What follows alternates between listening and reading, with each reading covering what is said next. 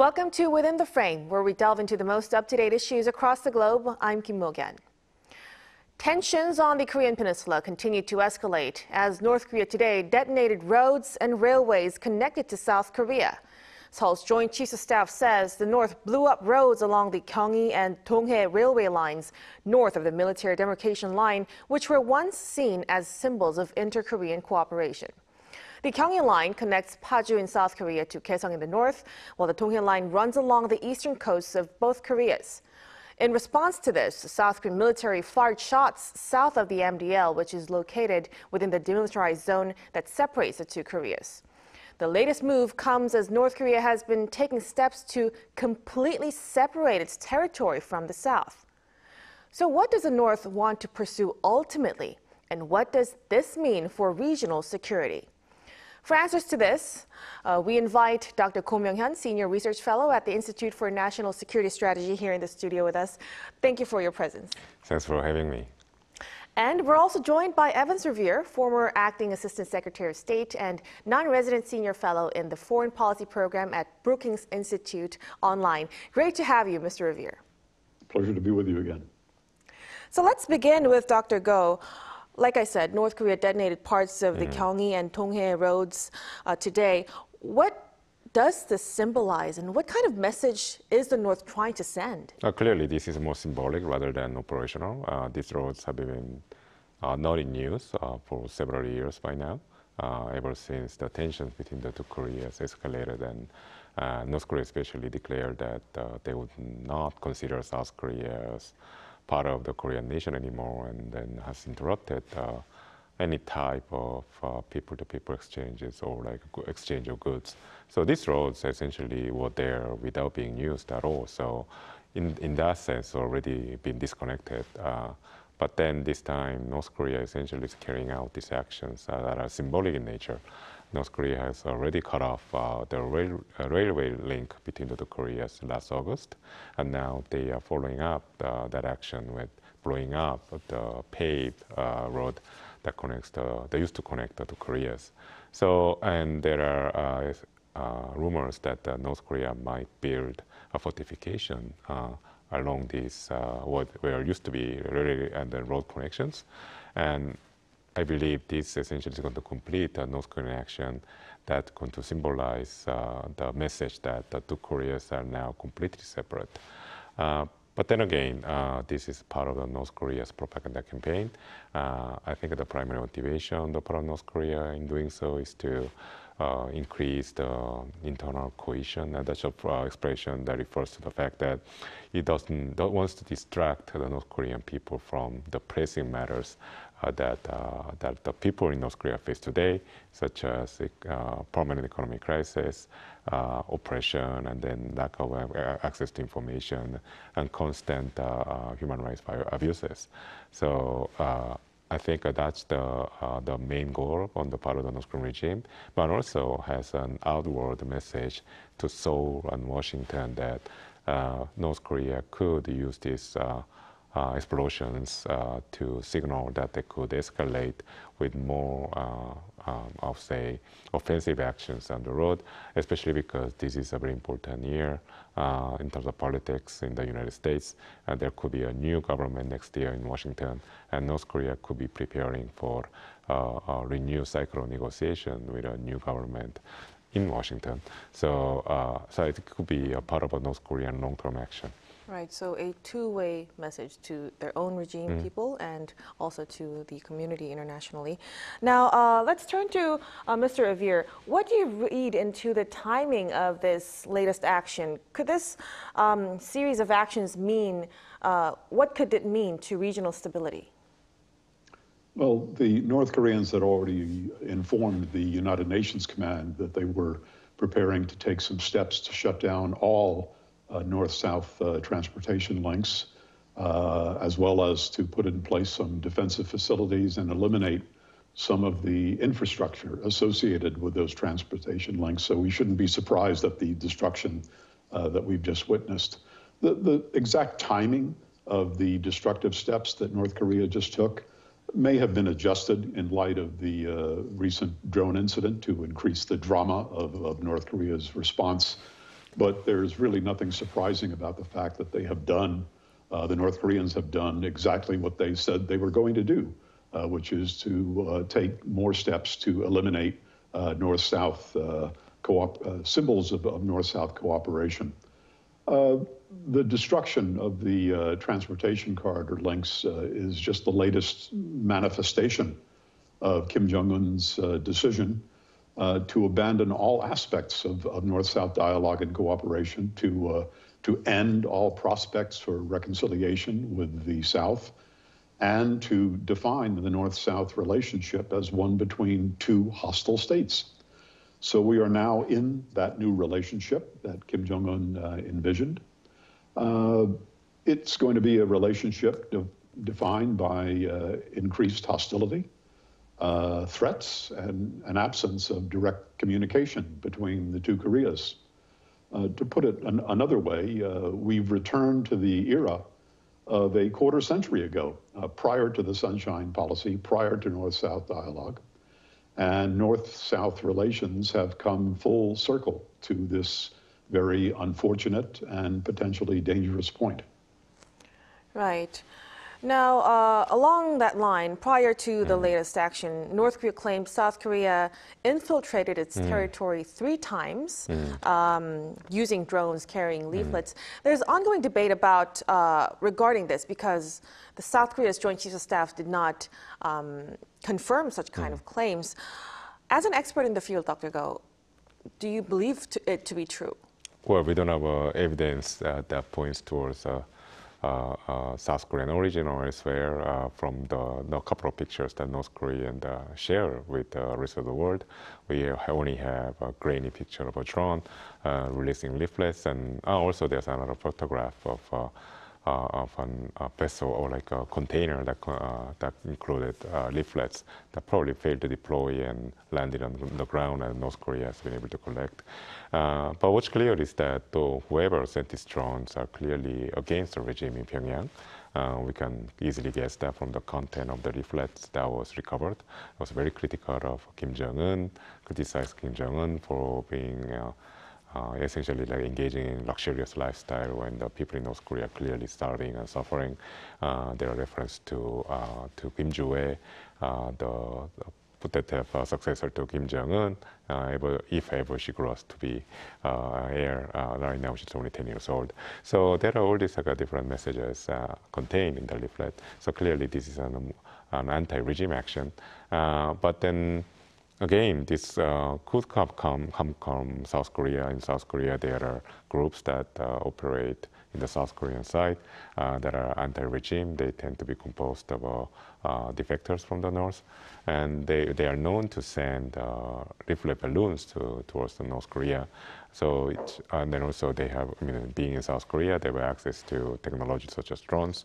So it's possible these small organizations that are not connected to the Korean government could have sent those drones. But on the other hand, if the drones happen to be, we don't know about this, but if the drones that flew over Pyongyang happen to be sophisticated aircrafts, then there could be some involvement on the part of the South Korean government, but then we are not sure. We're not going to be sure even perhaps ever. So I think this is going to be a mystery until we see more information, evidence about this emerging in the near future. Right, so there's no clear evidence about this. Regarding this, leader Kim Jong-un held a rare security meeting over this issue, and he vowed immediate military action about this. Mr. Revere, why is the regime taking such a stern and big action regarding this?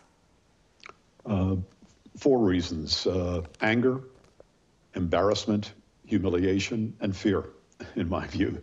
Pyongyang is intensely angry about the drone overflights and the dropping of leaflets on Pyongyang. This has really struck a nerve in Pyongyang. North Korea is very deeply embarrassed that drones penetrated its airspace so easily. The drones traveled as far as Pyongyang, and there have been some reports suggesting that not only were the drones able to penetrate so far into North Korea, they were able to successfully leave North Korean airspace after completing their mission.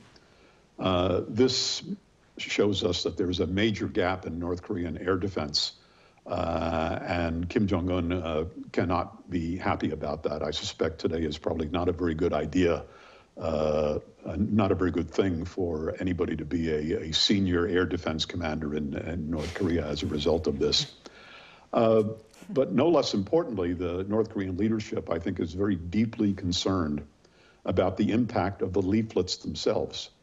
This tells us a lot about North Korea's sense of vulnerability, its fragility, the fragility of the regime, and the leadership's fear about maintaining social and political stability if its people are exposed to the truth.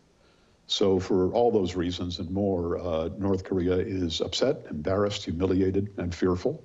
And North Korea is in a position where it does not and cannot allow actions like drone or balloon overflights to continue. And so that's why we're hearing the rhetoric that we're hearing.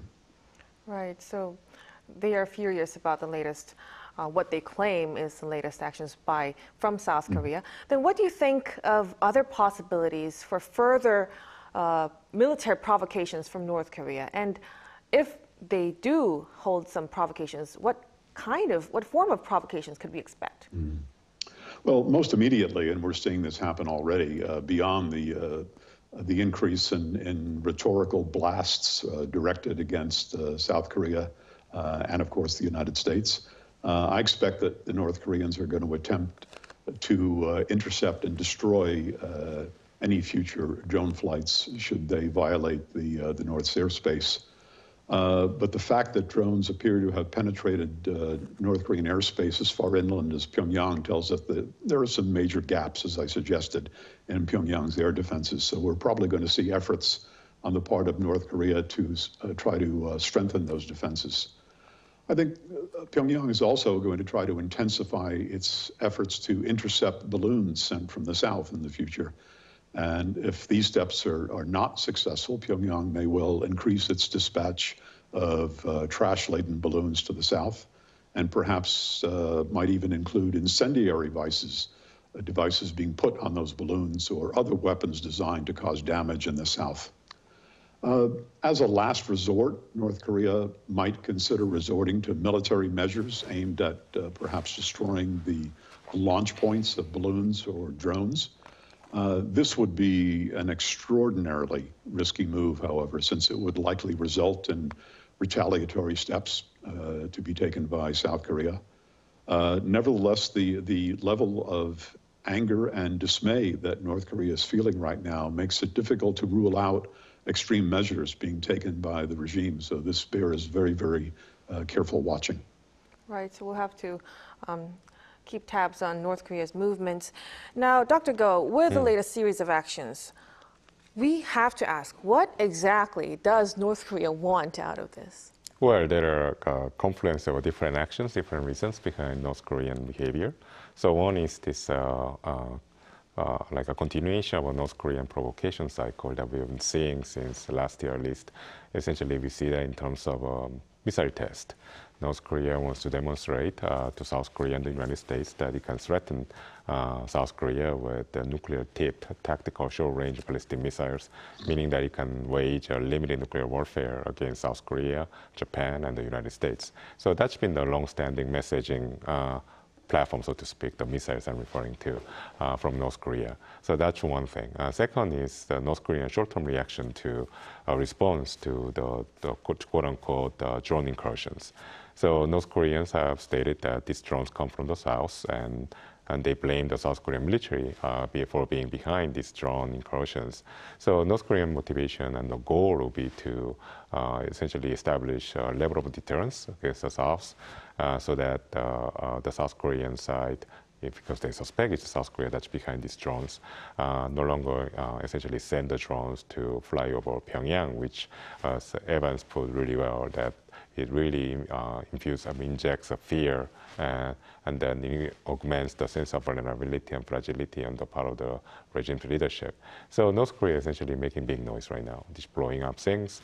It's putting its army in the high alert. Recently, North Korea announced that put 8 artillery brigades stationed along the DMZ on high alert, meaning in the hair trigger status. So if they detect any kind of threat, they can engage in action.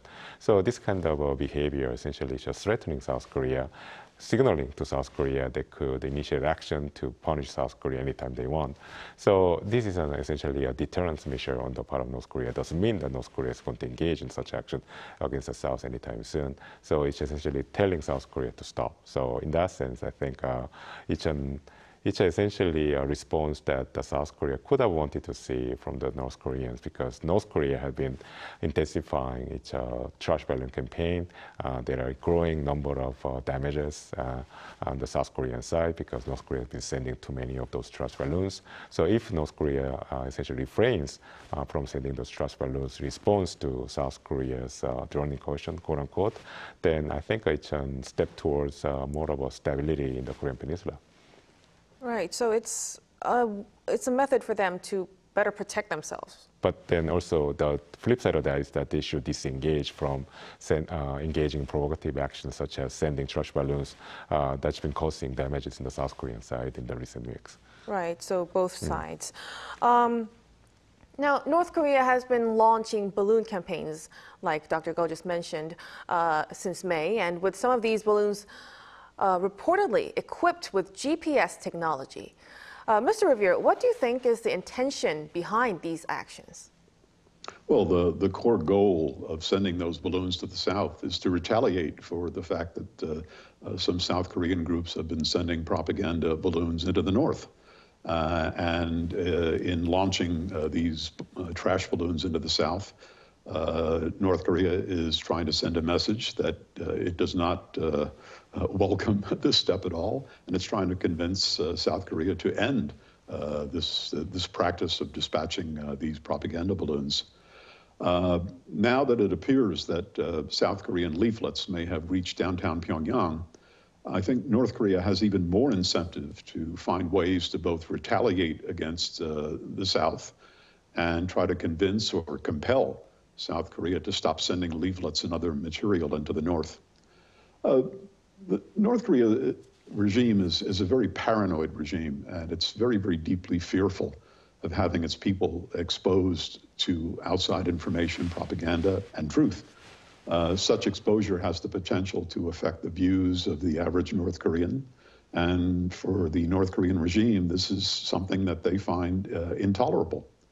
But interestingly, building on the point that Dr. Go just made, the recent drone flights have sent a very powerful message to North Korea that South Korea is no longer willing to tolerate the trash balloons that Pyongyang has been sending southward.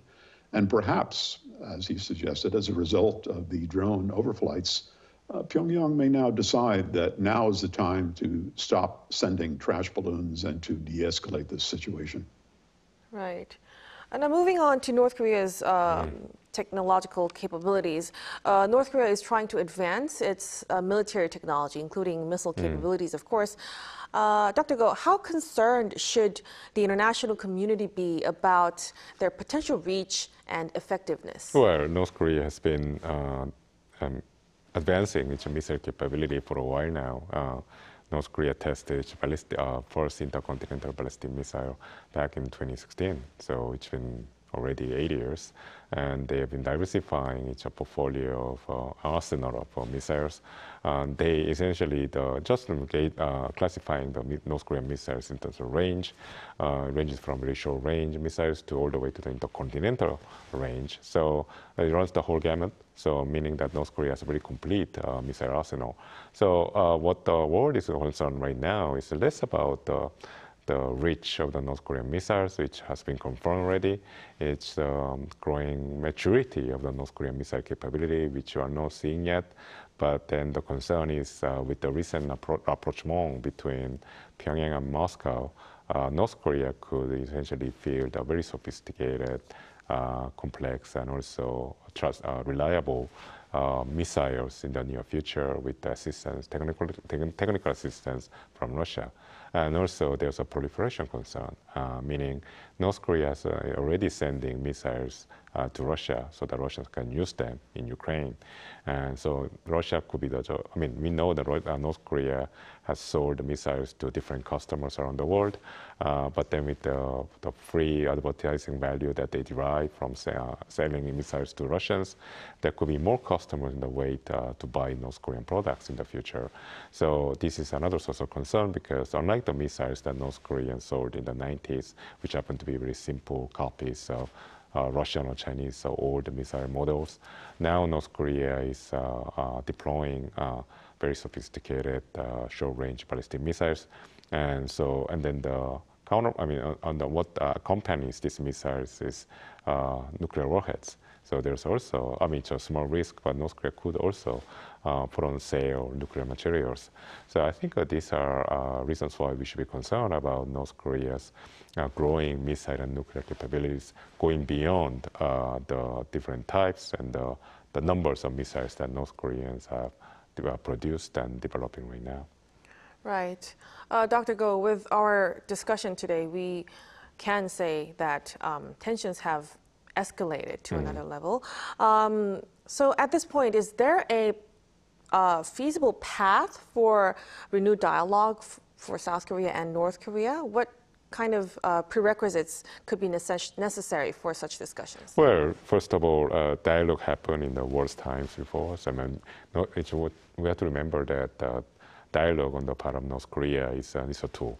So sometimes North Korea uses so-called diplomatic offensive, meaning its engagement effort from North Korea to essentially control the strategic situation in the Korean Peninsula. And it could be with a different government in Washington, perhaps with President Donald Trump again in the White House. North Korea could bring back the memories of U.S.-North Korea dialogue back in the 2017 and until 2019.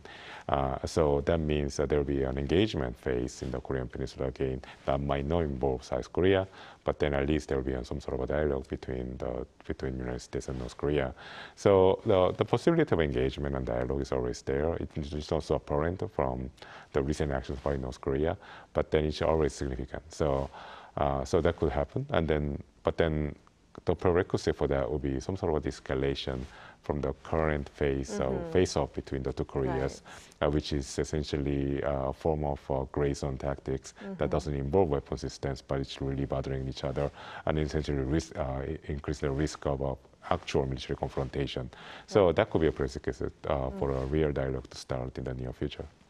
Right, so let's look forward to those kinds of actions. We will have to conclude our discussion at this point. Thank you so much for your insights, Dr. Go. Always and my pleasure. Mr. Revere. Thank you. Thank you so much. And now we wrap up our program for tonight. Thank you so much for joining us. We'll be back tomorrow at 8:30 p.m. Korea time. Until then, goodbye.